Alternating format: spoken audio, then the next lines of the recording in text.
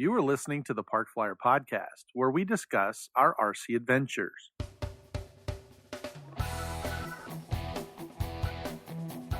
Welcome to the Parkflyer Podcast, where we discuss the ups and downs of the new RC Flyer.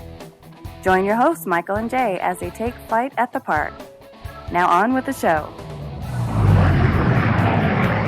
Hello, everybody. I'm Michael from Arizona. Welcome to the Parkflyer Podcast. With me today is AK Mike. And we are at the Holly Springs Wings Over Springs, right here in Holly Springs, North Carolina. And actually, I thought I was going to be doing this announcement. What the heck? Yeah, so first things first, I think we're introducing our YouTube channel. Jay and I hopped the flight, came out to surprise AK Mike, Doug, and the rest of the guys here at Holly Springs. And, yeah, we videotaped the whole thing, so we got everybody's face on, and it's been pretty exciting. So we are here for the event. So pretty exciting. I think AK Mike is excited that we're here as well. Oh, so. Yeah. I just texted him last night. Wish you guys were going to be here. Yeah, we sure were enough. trying to keep it secret, and I had to enlist the help of Nick Turner. He helped me kind of sneak in the gate and get here without pointing the fingers at everybody. Yeah, that's good. It was good. Well, today is the start of the event, and with us is Doug. Good morning. Doug LeRoy, and you were on the last podcast with us kind of promoting the event, but get us started. Tell us what's on the agenda for today. So this is our third annual charity fly-in supporting Meg Smile Foundation here in Holly Springs. It's a great day today in North Carolina. We've got clear blue skies. It's not too hot, and the important thing is it won't be as humid as it's been the last couple weeks, so that'll be good. I don't know. From the look of your shirt, it looks pretty humid. Man. I'm just trying to get ready for when the media comes out, so as right as I can. Gotcha. There you go. Yeah, make a good impression, right? And so you feel relaxed? Oh, yeah, I'm completely relaxed. He's drenched. Yeah. Completely drenched. Well, I'll tell you what. Being from Arizona, I'm not used to the humidity, so I'm dying here too. You know, so like I told Jay, I was like, wow, man, I am hot. It is pretty muggy. So it looks like you got a bunch of tents set up over here at the other end of the park. You got some FPV guys going on. Yep, we got at one end of our park, we got FPV drone racing, multi-GP event going on. They've got some first, second, third place awards, so they'll be doing race qualifiers and heats all day. And very cool. The public will start showing up about 10 a.m. today. So we've got shade tents for them, picnic tables. We got a food truck coming. Looking for a good day. Yeah, we are looking for a good day, and we're happy to be here. You looked pretty surprised when we walked I up, too. am still completely flabbergasted, speechless, or whatever the words are. That was I don't awesome. know. It's like, wait a minute. Yeah. It was total mind twist. Good. Well, we were able to pull it off then, so we're happy about that. Oh, yeah, it's good stuff. And Mike, you brought an airplane to fly. Yeah, I brought my fun racer. Good. I'm excited. I think today is going to be the day you launch it inverted. I think. Yeah, I think that's what I'm going to try to do. That I might call it crash it inverted. I don't know. No, we'll just see what happens. Inverted. That paint scheme looks awesome. It does, doesn't it? It's like you airbrushed it or something. Yeah, exactly. Yep. Yeah, that's How did right. you do that? How did you do that? You already talked about that. Yeah, I did. That's right. That's funny. Well, it's going to be a good day today. We're excited to meet a lot of the members of the Holly Springs Radio Control Society. We've met some so far, and I think Jay's out running around. We'll have to get him introduced here shortly. But, man, we're excited. Let's have a good day today. Well, you know, I just want to say real quick, it was kind of cool because Doug put us is right next to the Hangar 18. That's true. And then more importantly, for me anyway, is the fix-it doctors? Flight doctors. Flight doctors. Flight doctors. And I said, what do you guys do? What is flight doctors? And he goes, well, if you crash it, we fix it. I was there like, you go. all right. He's right up our alley. Yeah, that's and he's perfect. right next door. That's perfect but, for me. But today, the rule is if you crash it, we need evidence because there's a hard luck award we're giving away at 3 o'clock this afternoon, and you got to be in the running. If they fix your plane, then it's back, game on again. Right? Anybody who knows me knows I'm competitive, and so I'm going to be going for that hard luck award. Going for the hard luck award. Yep. And, try it or not, I'm going to get it. I think the other kind of surprise is there was a pilot raffle or some kind of a door prize, right? That you put tickets into different. Yeah, so we do a special thing at this event called a Pilot's Choice raffle. Okay. So we sell tickets 30 for $30, and you basically separate your tickets, and we have 16 prizes, and they're all numbered, and that's actually the draw order. So we do it from least expensive to most expensive. Very nice. And you can now choose which of those prizes you would like to be I like this in is the a good running to idea. win. That is a good It's a idea. really good So if idea. you don't want the little, charging bag because you've got like 20 of them, and you want something nicer like a charger, we got a couple chargers that you put your tickets. So you could dump all 30 in there if you want to. That's very, very cool. Now, there's something I want to keep secret is that what I did is I opened up all the jars where there are already tickets, and I dumped them dumped onto them in one all. of them, and then I just put my tickets in a couple of them. So it's the honor system. We Yeah, didn't tape them well, down. there you go. Okay, I'm well, making now if notes Mike to wins self. it, Yeah. if Mike wins it, you know it. you know that's what happened. So a pre-registration, you get a little goodie bag, right? And you got something in your goodie bag, I think. I did, yeah. I think it's a Gen 6 battery or something. Yeah, I think so. Yeah, check that out. Yep, 2200 battery. It's Yeah. perfect. Just what I need. So Doug basically told me that was his. How'd you say it? It was your premonition. It's our density. Our density. I love it. From Density. like the Back to the Yeah, I Future. did. No, that's It beautiful. is. It is my density. Yeah, That's definitely. right. Because I literally put all the pre-registrants, and you're one of the pre-registrants in there, and I did I had what's the Excel function for random number generator? The Right. drawing prizes, and I did it, ordered it, and it turned out that you randomly won. What else but a 2200 3S22? Everybody knows that's the one I 100. fly. That's the I one you know. fly. The other cool thing about this particular, it came from Venom, has extra connectors. Yeah, so you can connect So- it to anything. And so that was kind of cool. Like, they're adapters. So Right. I was like, wow, that's a really good deal. There you go. Yeah. That's graphene. That's a nice. is a Oh, it's graphene graphene too. Yeah, Wow. Yeah. So Well, it's now a really I'm nice really battery. feeling good about it. Exactly. That'll make this little thing really fly. I think that won't go in his luggage back. I think FAA's got a problem with that. I think they leave that here. They I may, think we'll but have I'm to going to ship risk that it. I'm going to risk it. Well, we're excited to be here. We really appreciate you hosting us. We Yeah, are really. looking for a really great event, and I know that the pilots are excited. The airplanes are great looking. They've already started flying some helicopters, and I think the F-22 was out flying. Yeah, so I saw it already. we're really excited, and we appreciate a lot that you've given us a Now, place to. what are you expecting count-wise? I mean, I think you said something to me earlier about this being the only Labor Day weekend event that's going on or something? So I wanted to.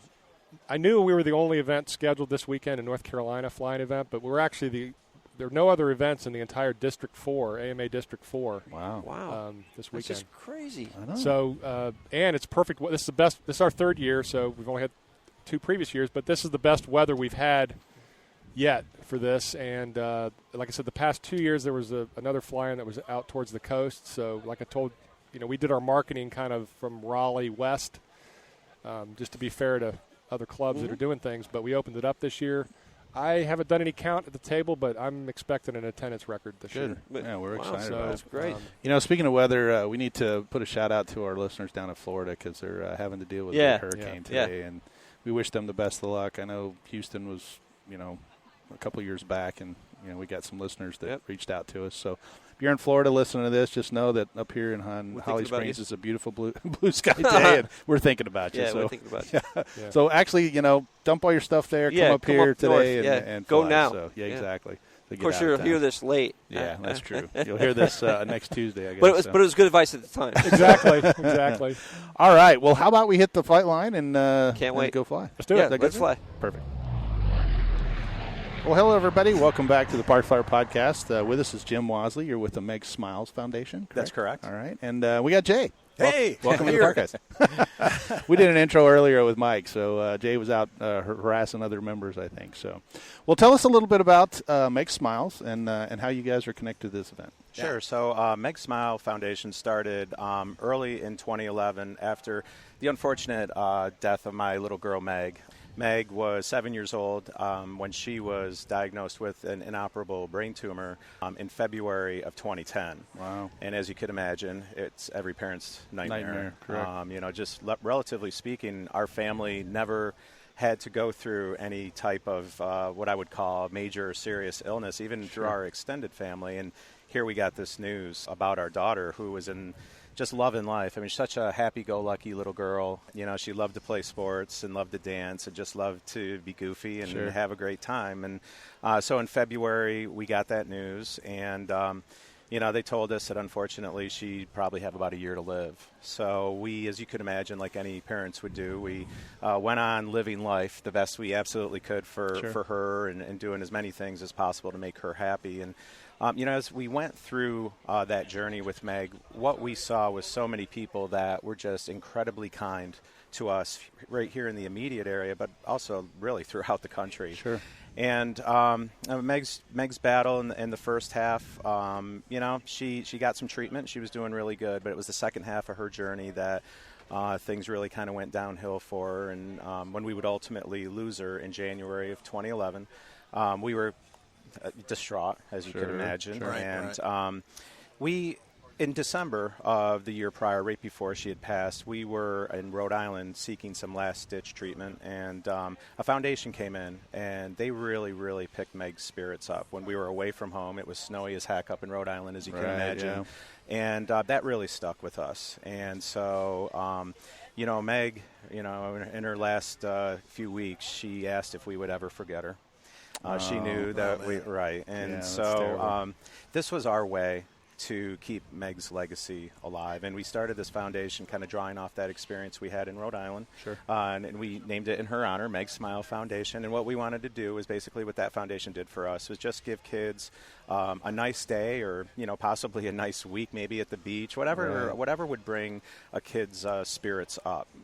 We wanted to do that. And being in our location here in Raleigh, North Carolina area, we're the home to kind of a lot of really world-class facilities here at UNC Children's Hospital, Duke Children's Hospital. So we thought we could make an impact here in the local area. What our mission is we service children who are either treated or reside in the state of North Carolina. So there's a lot of people that actually come to Duke and UNC and other facilities here in the state from outside of the state, kind of like we did in Rhode Island, from North Carolina to Rhode Island. So we thought that was important, helping kids that might be far away from home, to give them a pick-me-up as well. Right. Another unique thing about Meg Smile Foundation is early on we found out that most foundations that administer to children really have a hard stop at 18. And what we were finding out is kids have been battling for a very, very long time. And a lot of times those battles carry them, from when they were a young child through, early adulthood. Sure. So we will do something for what we still call children up until their 26th birthday. Oh, wow, that's amazing. Yeah, and we've actually been able to help quite a few kids in that demographic, 18 to 26, if you will. So we love doing it. We're a 100% volunteer organization, and we all do it in our spare time, but we've grown pretty good.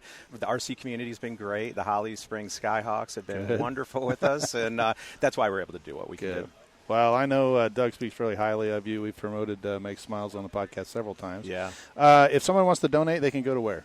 They can go to our website. It's at www.megsmile.org. Okay. That's the easiest way. There's a donate button up there, and we have all kinds of information about what we do, the varied nature of the smiles that we do for children. You could also go to our Facebook page at Meg Smile Foundation and find out a whole lot more information. Excellent. And we have a whole lot of information about our fly-in today, so Wings Over Strings, so we're really excited about it. We're excited to be here, and we're happy you're here. And, man, it's a great foundation.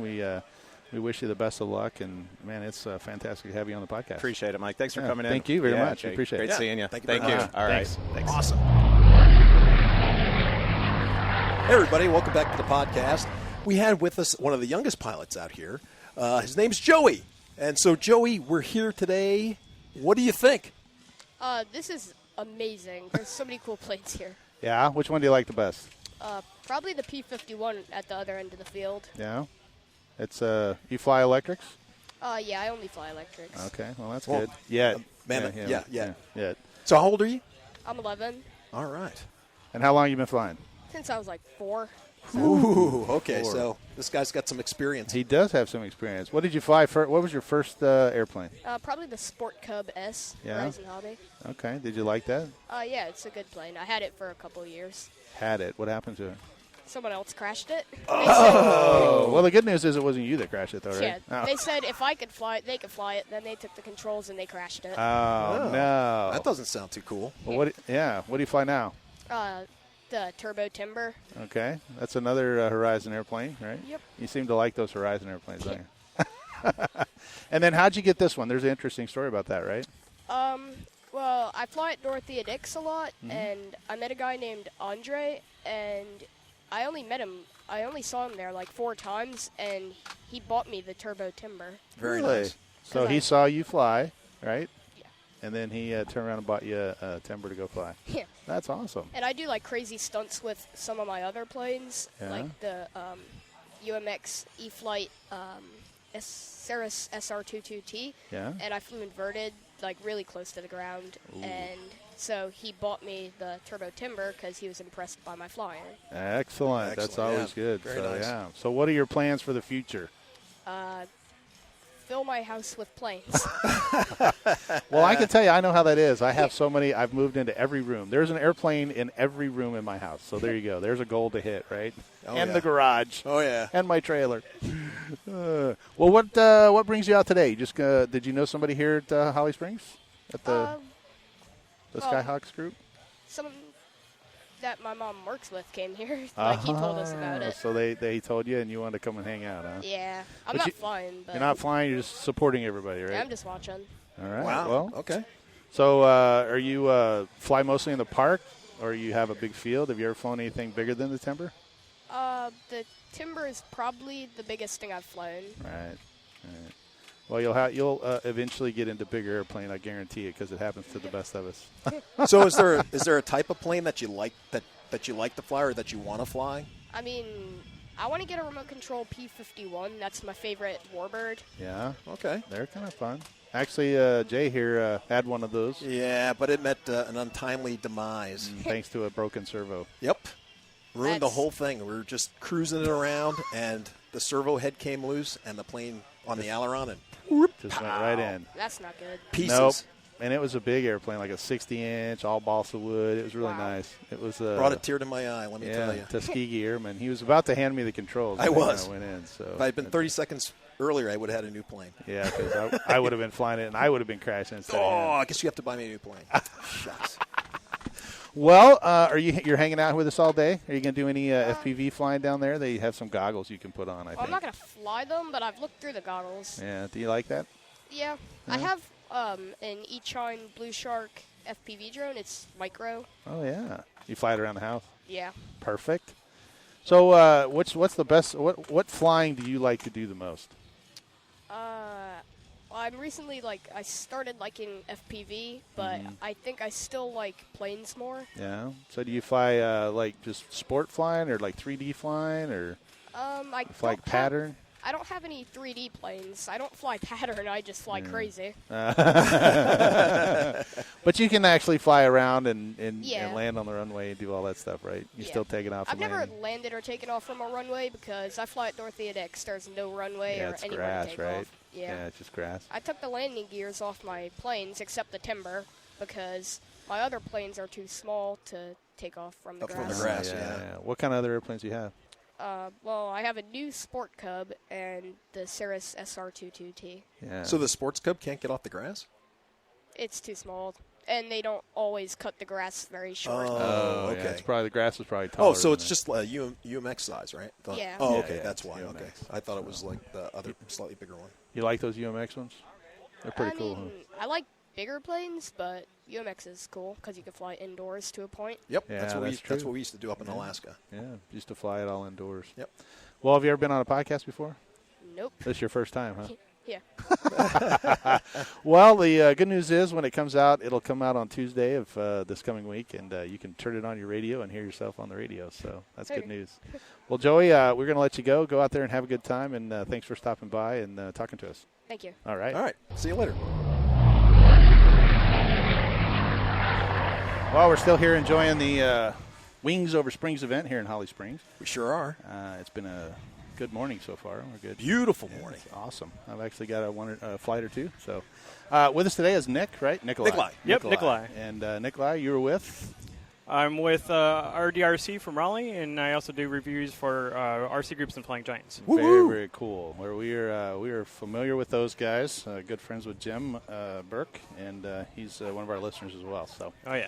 we actually want to congratulate him because he's over at the Worlds flying his big airplane. Oh, that's right. Oh, yeah. Yeah, I think he wound up 6th place in the 4-minute free. So That's awesome. good for him. Well, so what brings you to the event? It's an event. It's nearby. It's like a half hour for me, so it was perfect. To come out and support another club and a charity at the same time. It's a great event. Sure. Excellent. And this your first year, second year? At this event, I was here at the first year, so Oh, yeah? this will be my third. Yeah. Third time. Oh, very cool. Nice. Now, you said you review aircraft. How does that work? So basically, Horizon or whatever vendor will we'll let Jim T. Graham or Jason Cole know that they have certain products up for review, and then they'll disseminate them down to the group of reviewers, whoever wants it or whoever they think will review it, best. Or some people have their own niche, right? So some has quad guys, warbirds or giant scale or quads or something. So what's your niche? I'm a little bit of everything airplane. Everything airplane. so I get the micros. I get right now I'm doing the Timber 110. Oh, okay. I was hoping to bring it out today, but I've got to wait for a part. So there you go. But it's an amazing plane. It puts together really, really quick. It took me maybe a week and a half of a couple hours of the evening for a 110-inch giant scale plane. Awesome. But it goes together really nice. They did a lot of nice stuff to it. Yeah. Everything comes pre-hinged. That saves a lot of time. Yeah, really? Yeah. That's nice. Yeah. We spent a lot of time hinging just this week. Yeah. He's got a big gas airplane that we were trying to put together. It's got a Right. bunch of hinges. There's like 5 hinges per surface. Yep. I spent all night trying to put them all together. So. Yep. Well, out of all the reviews, how do you go about deciding what to say? How does that process work? Well, I try to be as transparent as I can. It's basically just a process of building it, taking a close look at the instruction manual and seeing how they want you to put it together, and then finding out tips and tricks that I have learned throughout the years. I've been flying in 25 years, so you learn a lot of little things that save you time or easier way to do things. So I like to build it according to the manual as much as I can, and then I'll add in my tips and tricks for builds and little gotchas here and there, and then take pictures along the way, and then we go out and fly it. I usually have Alex Fredrickson. You might have seen him earlier flying that Addiction. Mm-hmm. He's my go-to pilot for the club, and so he'll fly anything that he can get his hands on. Sure. But, so he'll do the flying for me, and then I'll take the pictures and video and get a feel for how it flies and kind of disseminate that into words, and I'll put together a little review video with some flying clips and stuff like that. But very cool. So what's one of your worst reviews, or at least dealing with the companies? Have you had any of those? I've not had any really problems dealing with the companies. I've dealt with very few. It's mainly been Horizon and what was Habaco. Oh, okay, right. Gotcha. And they're excellent for anything that you get from them. So once in a while you'll get a plane that will have a part that might break kind of easily and stuff like that, but it's usually pretty minor stuff. I haven't had anything that's come through that I just don't want to fly it. So right. And that's kind of the nice thing too, is that they'll since we have a group of reviewers, right? If you don't want something, you don't have to feel forced to take it. Oh, that makes sense. Yeah. Group. So yeah, that makes a lot of sense actually. So if I didn't want to fly a wing. Right. Right. That's a kind of inside joke. If you're not into warbirds or something, and they offer one up for review, you can feel pretty good that somebody else will take it. And of course, if nobody else will, I'll be happy to take it and still review it with everything that I can. But so you're still reviewing the 110. So we won't talk about that one until your article comes out. But what was the last one that you just reviewed? It's been a while. It's been pretty quiet. The last one. Well, shoot. Now that you ask me, I can't remember. We have that problem. I was going to say, I can jump on the RC Groups right now. Right. Check it out. Right. My wife says it all the time. You can't remember anything. I know. That happens to us all the time because we're old guys, and I just can't remember if I talked to him yesterday or the day before. Right. Yeah, I did a giant scale Spitfire that was from Phoenix Models. That was pretty awesome. I'm doing a couple tweaks to that one right now.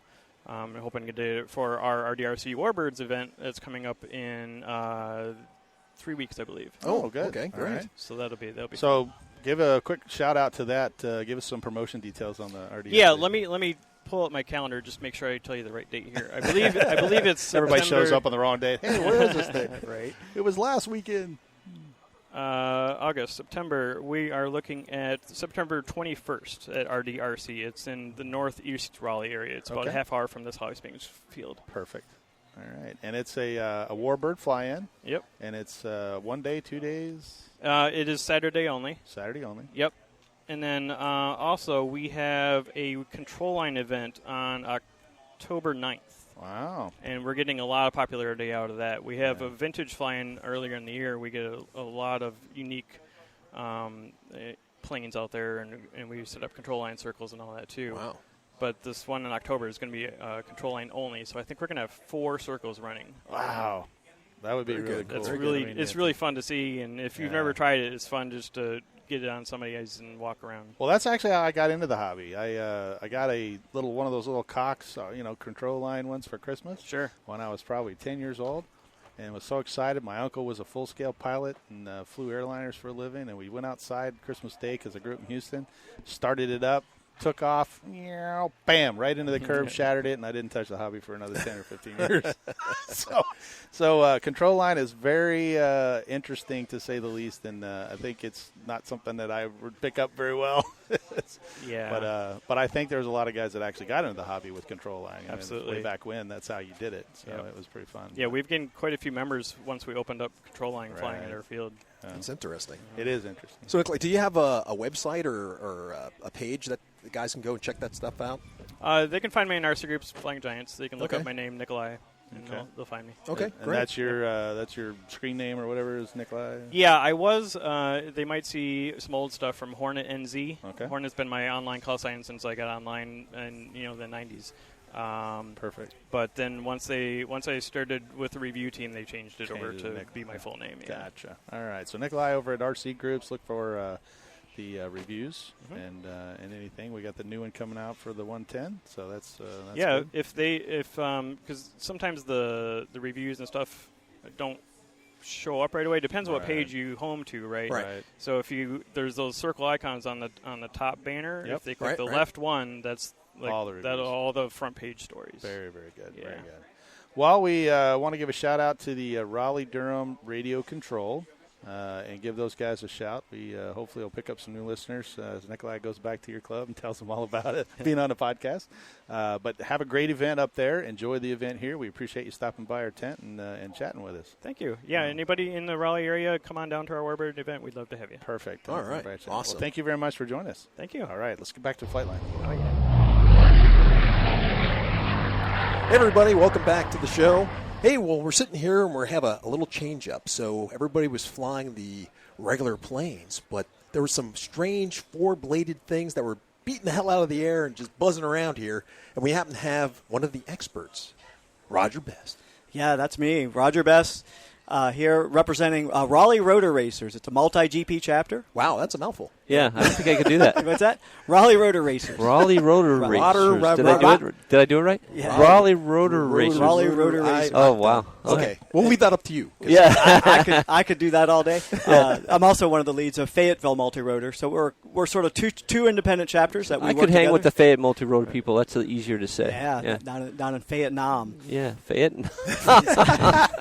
Nice. That's good. But no, we've been. It was asked earlier how long we've been doing this, and I believe, in fact, this is our third year now here at Wings Over Springs. Oh, good. And I'm really excited this year. Before they used to have us in a field like across the way, and now they've given us like prime field location just off to the left of the main flight line. Yeah, if you want to fly multi-rotor, you got to trek across. It's about a 2-mile hike. Just go straight that way. Right. Wow. But not anymore, so huh? now they've not told us to take a hike. They've given us a great area to work with, and so the other day you say, hey, here's the area, and they got the Google Maps view. Bam. So I lay out the course. Uh-huh. Okay, and first you got to figure out the scale, right? So you're trying to use that little thing down there to figure out the scale, right? So I lay out the course, and I had forgotten. It had been a year since I'd been out here, although I lived 2 miles away. Uh-huh. But I lay out the course, and now I come out here and realize Google Maps, that thing is flat, okay? Now there's a big hill, right? It's down over the hill, so I had to rearrange all these gates. If I'm going low there, I'm going to lose video and stuff like that. So it was a neat, interesting thing. Building the course yesterday. Flying it, I flew it, and the flow was awesome, too awesome. I think we were going to do laps in less than 10 seconds. So I'm like, oh, we got to fix that. So we made some adjustments so it take long. Is there like a sort of a minimum you have to have or something? No, there's no minimum, but we shoot for like 25-second laps. Okay. That's what people are looking for. It stays exciting that way, yeah. You don't get dizzy, right? You don't want Bristol, Tennessee, and NASCAR where it's like, rah, rah, rah, rah. So you got to, so you don't want it too big. You don't want it too big, too long. If you have a really long course, pilots get upset that it kills their batteries. They're going full out. Right. And when you're at top of left stick, as good as the really good pilots such as Baymax and Whiplash, their batteries are not going to last, and they'll complain to the race director. Oh, I see. And that's you. And that's you. Yeah, that's me. And I don't really want to listen to them. Yeah. I have this 1-inch by 1-inch piece of paper with this big-ass marker. Put your complaint here. Well, awesome. So, like you said, you've been here from the beginning of this type of event that they've had here. So that's like 3 years, right? 4 years? Yep. Oh, awesome. And I've been drone racing. Actually, we've been in the business of doing drone racing, not business, but in the hobby of drone racing since the very, very beginning. I have a tiny claim to fame. I went to the International Open this year at MultiGP in Muncie, Indiana, big group of things. And on our badges, there's a number. You don't need no badges. Right. Oh, yeah, you got these badges and you have these numbers. And somebody said, oh, yeah, that number in the badge is like the order of membership in MultiGP. What? And I'm like, really? And they're like, yeah. And they're like, yeah, I'm 4,044. I'm 6,000 this and whatever. And because there's 15,000 members in MultiGP. That's cool. And I went, guys, that can't be right. And they're like, yeah, no, that's what it is. What's your? I was 63. Nice. So I was like, I've been involved. You're like an old timer, right? And so I've been enjoying it ever since. Been doing race directing the entire time as well, because when we're first starting off, right, that's all you can do. Right. Yeah, cool. That's great. He's an old timer. Yeah, a young-looking old timer. Well, I know. I was going to say, he doesn't have it. We can't call him Gramps because it just wouldn't quite fit. Maybe a little bit more gray in the beard, or in the stash. I bet Did you drink coffee this morning? I think I'm older than you guys. I don't know. I'm not going to talk about that. My first digit starts with a 5. Same here. Well, okay, man. So, all right. So you're calling me young. You guys are young. Because look what we're doing, man. We get to fly out here. It's a beautiful day. Beautiful day. I started off flying RC helicopters. The 3D stuff. Sure, now, not nearly the smack I saw going out. Yeah, that out there. Today. I could do aggressive sport flying. Okay. Right? I could do inverted. Yeah, right? sure. Do a little tick-tock here and there. But not this crazy stuff these guys are doing. And then why am I seeing these fixed-winged airplanes trying to act like they're quads and hovering around? what? They need more props. You can't do that with one prop. Evidently you can. What's that? Evidently you can. I've seen it done. Those guys are absolutely amazing. Absolutely amazing. It's insane. It's insane what's happened to the hobby. So, even in your sport, I mean, in the past 5 years, things have changed from the styles, the batteries to everything. It used to be like, it cost you $600-800 to get a quad, and now you could probably get into it, for like $300? Yeah, you could get your quad and stuff for $300. But the budget, if you have somebody that has no drone racing stuff at all, and they say, I want to get into drone racing, it's actually not that bad, depending on who you are. $1,000. Okay. And that sounds a lot of that's a huge stuff. That's a huge number, but that $1,000 that gets you everything, and you have competitive equipment. You have batteries, chargers. Yeah. Just a transmitter alone is $200, $300. Yeah, sure. Just to get a decent transmitter, right. You're spending $300 or $400 on goggles. Right. So that $1,000 budget got chewed up a lot I would think that your goggles are the most important, right? The goggles are extremely important, and they're getting better all the time. Mm-hmm. So I happen to run a brand called Fat Shark goggles. They tend to be an industry leader. And so I'm running Fat Shark goggles with a Furious True D receiver module. The receiver modules have been improving. Yeah, that's the biggest thing that I've seen just with the modules. Yeah. That's awesome. But what's so funny, though, is the number one thing that helped video, because I've been around forever, right? I remember video in the first early days, 600 milliwatts we were running, man. And then we we figured out that we couldn't fly with friends. So then we because you just drowned each other out. Yeah. So then we're like, okay, we need to go down to 400. No, okay, all races, everybody has to have 200 milliwatts. Wow. And we still struggled. And people be like, yeah, that's not enough wattage. It's not enough wattage. and that's where about three years ago, people like IB Crazy, and yes. these are names that we all know and love. IB Crazy and Trappy from TBS. They're experts in this field, and and Alex, it's like, dudes, you're pushing way too much wattage. He goes, do this, go to 25 milliwatts. Some of us went, go lower to get better video? What do you mean lower to get better? That's un-American. Right? So, anyway, lower wattage, all of us at 25 milliwatts, we can fly 8 pilots at one time. Yeah. And we're not trampling on each other. Yeah, exactly. And for the distances of drone racing, it works out great. It's so close. Yeah, you're only 1,000, 2,000 feet away. Yeah, max. I'm not trying to do 2 kilometers. Yeah, right. Yeah, going over the horizon. so it's a huge amount of fun. Yeah, good. How many guys do you have out over the field there? We had a little bit light turnout. I think there's a couple global qualifiers going on. This is the last weekend of global qualifying, and I think that's held down my turnout. I think we've only got 12 pilots out there now. That leaves 2 at 6 up. Okay. So we've been going back to back. Right now, the children are playing unattended because I'm here. We should probably let that go on for too long. Right, we can't let that go. But well, it looks like you're getting a good crowd over there. I mean, now that the people are coming in, it's about 11 o'clock or so, and I just noticed as the people are coming by and they're seeing there, and then they hear the when you guys do the race, and then they all migrate down there and they're all looking. And we're going to try to make sure we announce when they're doing it because racing don't last long, right? We're doing 2 minutes, right? Yeah, right. So if they hear the woo woo and head over, it's already over. They're like, yeah, we're done. But just wait around, we'll get going again. Oh, good. But with only 2 groups back to back, we're trying to keep things moving along. Yeah, good. Well, I noticed that you also got you have some other goggles that are just over there where people can get a ride. So I think some of the other pilots have brought their spare goggles. I have a little tiny monitor.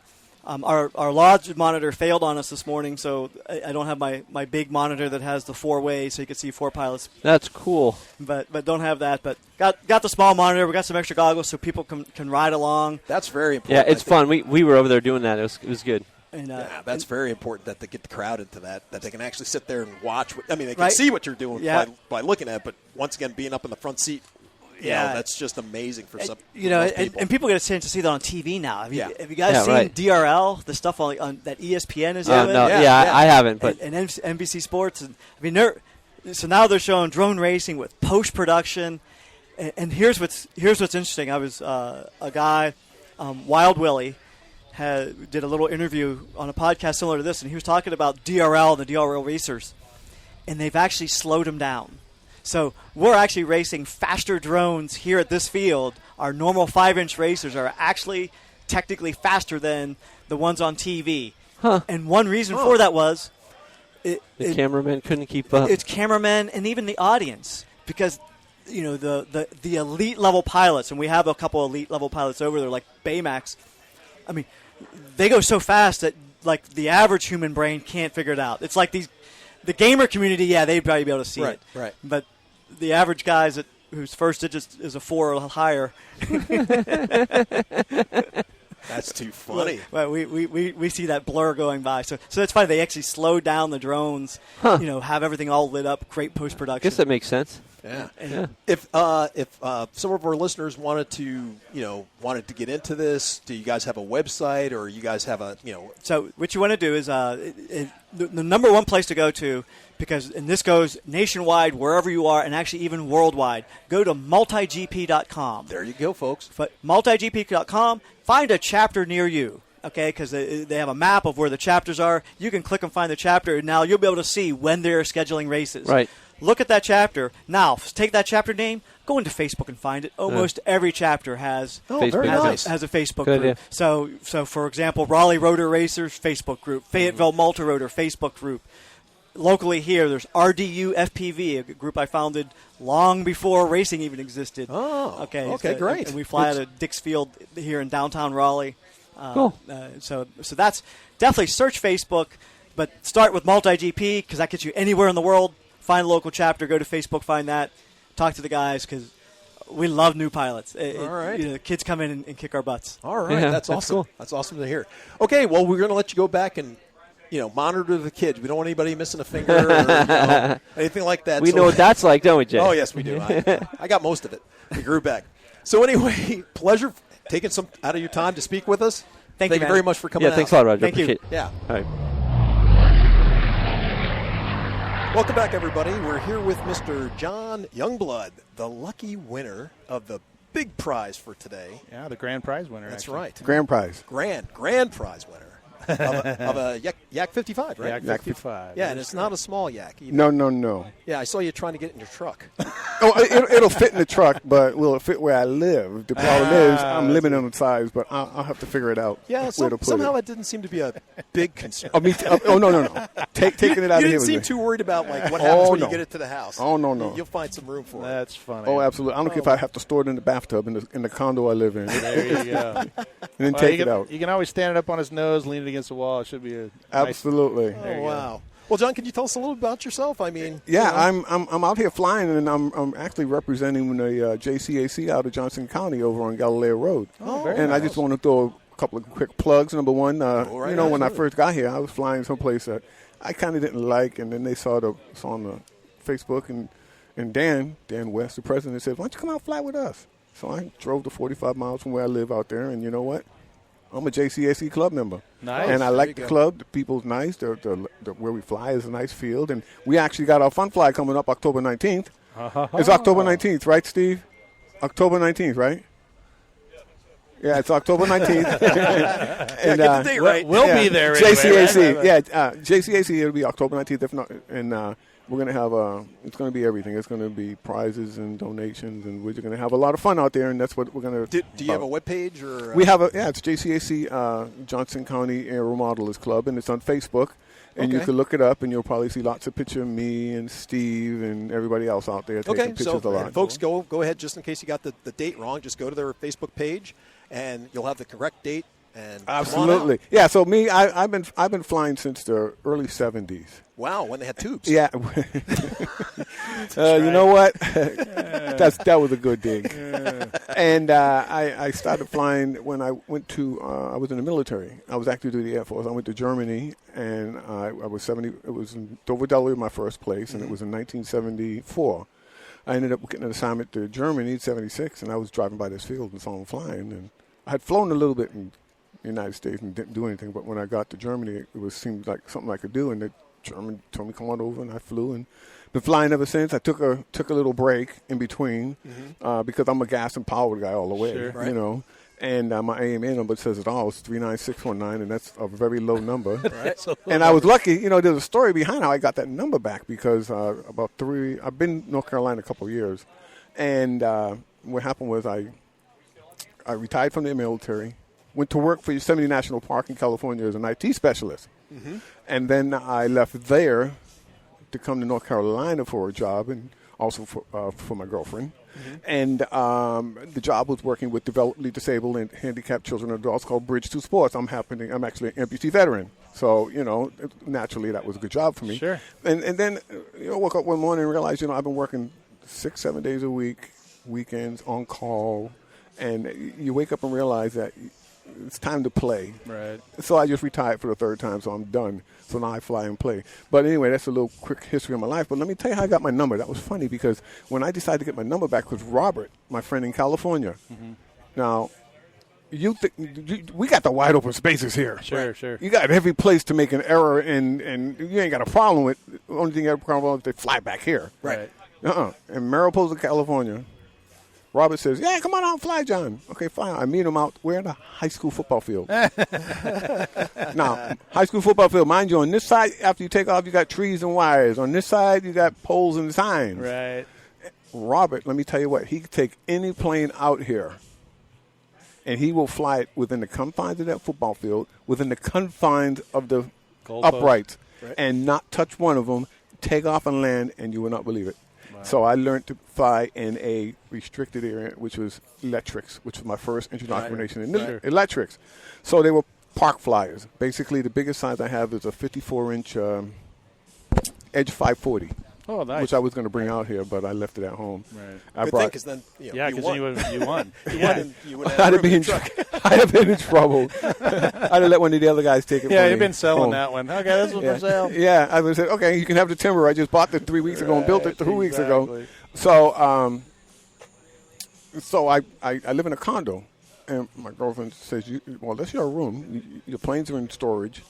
They don't need to be there. Right. So bring them out." So if you look at my house, I got 3 walls in a closet. That's just there's all two that walls. There's two on the wall with the television. There's one hanging off of the window on one of those tree planters. Right. Another one hanging off this one with a tree planter. And then there's three in back of me. So I have my extra 300. I have my steering pipe. I have my little quick stick, and then I have my Leader 400. I have my Edge 540. I have and I'm going around the room on the wall, and then I have my T28. 1, 2. Now on the floor, out of the way, I have my Convergence, and then I have my Timber. So as you can see, it's my room. That's the best I can do. Right. So it's your hanger, actually. Yeah. So now I hate to tell you this, all the way home, I have to figure out how to put that one in, where to put this one in, nice. And it'll probably go for now. The dining room, my shower. It'll go in my shower for now, and then move it out and move it in. But yeah, I've been in the hobby for years. Good. And Steve's been my guidance a lot. Me and Steve fly out together, so even though I've been in it a while, you get a little rusty. Sure. The older you get, the rustier you get. Absolutely. So Steve, who's just right there, my man.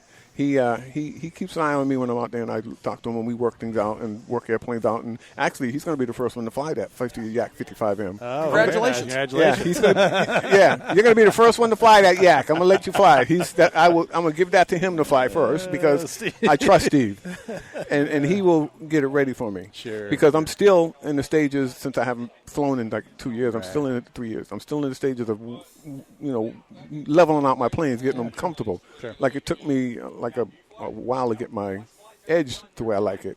My little Ultra Mini stick, you can close your eyes and throw it and fly it, and that's all ready to go. Right. And my T28, that thing flies so sweet now. Right. So I've been doing it a while, and I have no problem at all.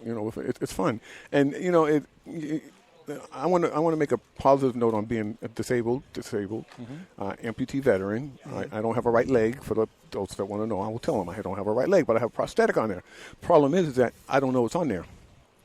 The only time I know it is if I trip over a rope or I trip over a sign. Yeah, or I trip over a sign. But otherwise, I'm there to say that we still do stuff. We want to do stuff because it's all about getting your quality of life back.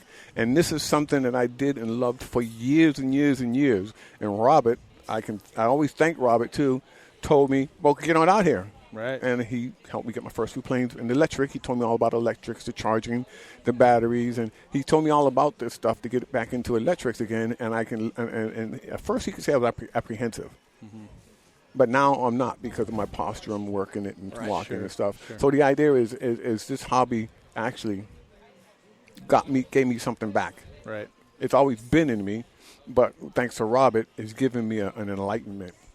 And that's the only way I can tell you. I love this hobby. I have fun. That's fantastic. Now, is this your first time here at Holly Springs? Yes, Holly Springs here. There's another story about that. There was a battle on Facebook. Oh. When they found out I was looking for a place to fly. Oh. And Holly Springs is only 30 miles from me, and JCAC is 45 minutes from me. Right.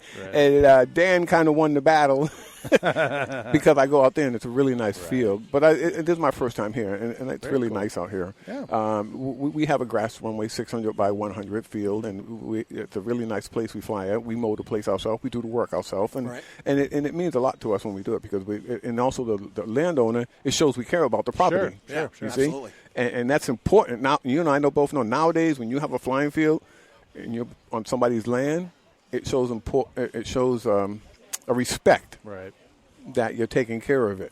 And when he comes out there to look around on his own, he doesn't see it all grown up grass and weeds and stuff. He sees it manicured and cut and looking nice and no trash. Right. Yep, absolutely. And that's kind of important to other people out there that's trying to get flying sites to let them know that's what they need to do. Right. If they make a deal with a landowner, you got to keep to that deal so you can keep your field. Sure. You see, so you can keep your field. And I've met the landowner many times. Really nice guy, and he enjoys watching us fly out there. He calls them those expensive airplanes. It's an expensive hobby. Yeah, expensive hobby. Yeah. No, owning a boat's expensive. Yeah, exactly. So the day you get rid of it. Yeah, the day you get rid of it. That's the best. That's best 2 days when you buy it, when you sell it. Absolutely, that's what I was told. But yeah, I came out with a couple planes, and it's I've met a lot of good people. Good.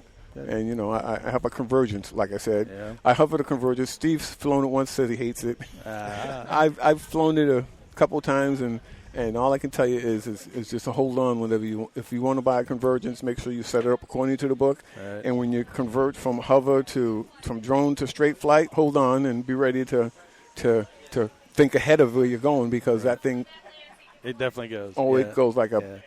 Yeah, I've actually I haven't flown one, but I've been at the field spotting for a guy that had one, and it was it's pretty amazing little airplane. You could see it was a little bit of a handful though. Yeah, when it drops to. It goes, right. And it's like it's like it's hitting the turbines, and it sits for a second, and then it's gone, and then you wonder where it went. And you're turning before you realize you've missed the straightaway, and you're already turning. That's wow. So I decided to punish myself and get one of those. Well, we know how that is. Both Jay and I have a whole house full of airplanes, so we feel your pain as far as. So far I haven't. He's got me beat. Yeah, I haven't. I don't have to. You know, I got to take a shower and got to take my planes out. It hasn't gotten that bad. But you know what I want to do before I leave too is I want to get Steve in, who's been doing the 3D, and you need to talk to him about out at the field. Yeah, he purposely walks to the edge where the grass is deep. No, low. Oh, low. Okay. And he cuts it with his props. Oh, I see. And he comes back, and to prove it, you can see the green marks all over his prop. Yeah. I just did that to his EDF. I flew EDF. it so low, I ripped all the weeds out of the ground, and it was all over the top. Yeah, they're all in the intake, you know. Right? They're all on the top. So of the So after getting, and he'll talk about the JCAC. He's a JCA club member. And like I said, we have a good club, a good bunch of people. We have our fun fly competition, whatever we're going to have on October 19th. If you go to our website, JCAC, Johnson County Aero Models Club, you can't miss it. You'll see pictures of me. You'll see pictures of Steve. You'll see pictures of Ellis, the mascot. I gotcha. All right. And make sure you put a like on Ellis. You've been hereby ordered to put a like on Ellis and put a share, please. There you go. Or Ellis will know he is not stupid. Trust me. That's hilarious. Will do. That's awesome. Well, John, I really appreciate you taking a couple minutes out to speak with us. Thanks for stopping by. Congratulations once again for winning. It was funny. Like I said, she told me I was going to win, and she that said, is pretty because I went in and I bought just one pack. Just one? She told me, and I said, give me another pack, please. Nice. She looked at me, circled it, and said, you're going to win. That's what she said. I won. There you go. Can't go wrong. Well, listen, we appreciate your service and the work that you do with your club and with the other, people that are wanting to fly. And we can actually get Steve on and talk to him for a little talk bit. to Steve. Grab Steve. And we'll do it. And he'll probably do some digs and stuff. And I appreciate he's this. like making faces and going, no. Oh, yeah, I'm sorry. Steve's got to talk. Steve, you got to come talk now. He looks a little shy. Who cares? I don't know. No, he's not. Tell him he's pretending to fly his helicopter, and he'll be okay. Gotcha. Not a problem. Tell him Is he going to make a wop-wop noise the whole time while he's doing that? Yeah. That won't translate very well. Yeah. Anyway, I appreciate that. Thank you very much for joining us on the Parkflyer Podcast. Yes, sir. All right, back out to the flight plan with you. Thank you, sir. Absolutely. All right. Well, John was funny, and he actually coerced Steve into having a seat, and he's going to talk about a little bit about your club, right? So tell us a little bit about the club and what you guys do over there and how you kind of interact with John there. All right, so I'll start off with how I actually found the club myself. Sure. I moved out that area about 20 years ago. And the first time I went to the club, it was a bunch of stuck-up old people out there. Pretty much a simple way of putting it. I'm flying 3D helis, and 20 years ago. They did they like did you. not like it. It was like I can already tell that. Fly at a certain time of the day, and you have to walk out 20 feet in the middle of the runway when you fly. Sure. And it was I don't know, maybe 6 months ago. I was out with my dog Ellis, and we're riding around in my Jeep, and I decided I was going to join the club again. And we went to 5 different flying fields that day. Just out riding. Didn't take anything to fly. Just, tops off the Jeep, just riding around. And came up on JCAC, and it's like, man, this is what an old flying field is supposed to be. Good. It's way back in the cut. There's no traffic. Right. It's a nice grass field. They got electricity, shade. Grill out there. It's a real nice field. Yeah. And I just can't say enough about it. The club had pretty much died out. Talking to the older members, and they had just, people stopped coming, nothing new, and I joined. John joined about the time I joined, And since then, I think we've had 10 new members Wow. in the past few months. And then everybody sees, the growth coming. I'm out there 4 or 5 times a week. It's about 30 minutes drive from me, but, get off work, go home, grab an airplane, helicopter, and go fly. And it's just crazy how the club is growing, and there's always somebody out there, and it's no politics. That's good. That's good. I mean, and the politics come up a little bit, and that's the first thing we start stomping down. It's like, no, we're out here to have fun, Right. It's a hobby. Yeah, and that is it. That's right. I mean, it's not a full-time job. It's boys out there with their toys. Yeah. And it's, improving your skills and learning how to do new things and, your friends. Right. Because, it's cool. I've been flying since I was 12, so it's cool seeing people like David Hogue. He's a member out there, and I've known him for 20-plus years. Right. Wow. Robert Vest was out here earlier, and he shows up every once in a while, and we talk him into it. But it's a real good group of guys, and we're having our first fun fly October 19th, I'm pretty sure is the date. Yep. And it's going to be pretty much just a fun fly. Bring anything you want to fly. The cooler it is, the better. We'll have foamies, helicopters, food. Nice. Real informal event. Excellent. If it's 10 people, we'll have a blast. If it's 100 people, we'll figure out how to make it work. Well, it's really exciting that, you guys from another club are able to come out here and support the, Holly Springs Radio Control Society's event as well. So I know it's you guys are kind of stuck in the middle, but it's really neat to see other clubs, come out and participate. Right, and working together. Yeah, I mean, because, not that our club area where I live is, any kind of challenge, but it, it's a lot of times somebody will have an event, somebody else will do the same event to draw the people over. Oh, our event's better, but it's good to see that you guys are, kind of working together and at least trying to get people involved in the hobby. And that's why we do what we do, is to get people excited about it. And so, we'll, tell your club members that we're out there and they can hear you on the podcast. Yep. So something else to say about John, though. So he took it upon himself to go out and buy the club trainer. I mean, really? I think it was just his excuse to go buy a new airplane. But he went out and bought a Timber X just for the club trainer. That's cool. And he has volunteered. I'm one of them also, but one of the AMA sanctioned instructor pilots. Mm-hmm. Yeah. And when I heard him win, it's like, if there's not a person more deserving for this, I don't know of anybody else. Excellent. Well, that's good. Well, it was we played a big joke on everybody, and Jay, when he drew the thing called my number. Oh, okay. That's why everybody was laughing, because I was like, woo, I won. And, of course, we got the whole that's a bunch of shenanigans look from the president and from Doug. As he is even saying, he's like, man, if it was just 2 numbers off. Yeah, exactly. And it was, because I saw when it was pulled out was number 47. So, yeah, we were excited about it, too, even though we pulled a practical joke on Doug and the guys. Oh, yeah. It was a good one, though. So, but yeah, it's fantastic that you're out here and you're flying. You say you brought some stuff to fly? Yeah, I did the noon demo out here, the heli noon demo. Oh, that was you. Okay, all right. We didn't see who was on the line. We saw the demo. Just saw the demo, yeah. Yeah, so I was the one in the middle with the Goblin 500. Yep. Oh, nice. Jay Treadway was out there. He was the one on the right. He flies at RC Helis only. Gotcha. They're a heli only field. I think they're in it's 45 minutes away. I can't remember the name of the town. Right. But they're RC Heli only on Facebook. Sure. And they've got a great field out there for helis only. I've flown an airplane out there, but I kind of got it's really tight for airplanes. I'm spoiled with the JCAC. It's big, flat, wide open. Can't go wrong with that. Yeah, it's a nice field out here too. I've seen the regular field, but same it's thing. A nice place. We're excited to be here. It's been a really good event. Yep, we like it. Well, cool. Well, thanks for having me on. Thank you very much. Yeah, tell everybody. Do a little bit of flying here in a little bit. Absolutely. We'll get back out on the flight line. Cool. Steve, good. Thanks. Yeah. Appreciate it. Well, welcome back to the podcast. I'm here with Jay. Man, it's the day is going by fast. I can't believe we've already spent an hour. Dude, our time is just getting sucked up. There's so much stuff going on here. I know, right? Where everybody's having a great time. These are great folks. I can't wait for the rest of the day. I mean, this is awesome. We have so many more people to talk to and things to do and planes to fly. Yeah. I'm excited. Yeah. So that's good. I think we're going to go out and fly the fundraiser again, and the noontime show is just kind of winding down. So and that was pretty incredible. Yeah, right? That was amazing. Helicopters and airplanes, flyovers, flyover exactly. Earlier in the day, and that was kind of neat too. So Well, we appreciate John and Steve stopping by, and Exactly. hard to believe, but our hour's up for this week. Yep.